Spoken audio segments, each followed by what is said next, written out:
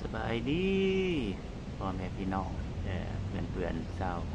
ยูทูบทั้งหลายวันนี้มาเบิ่ง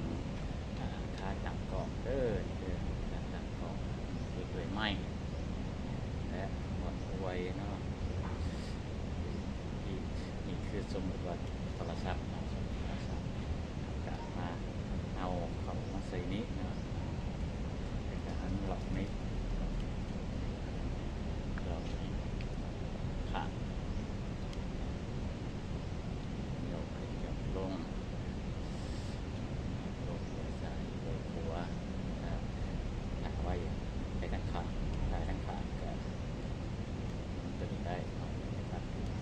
ได้เกาดักไว้ลง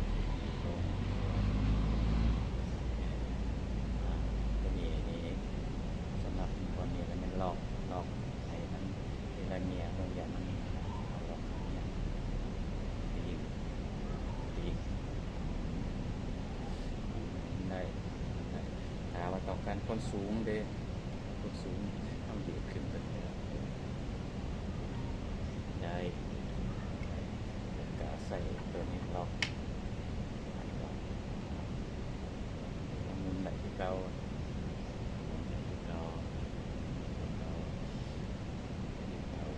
ทำการลงไปขาดได้ยับได้ยังความสูงได้แต่ว่า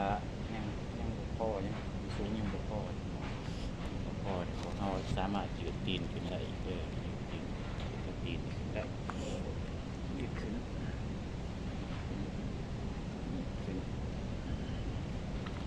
ได้ตามต้องการลงได้สามได้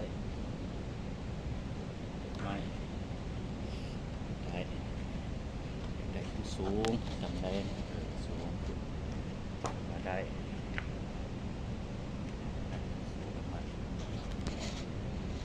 ได้ปรับได้ตามใจมากสูงทำได้คือว่ายังบ่พอเอาพอได้ขึ้นก็ได้อีก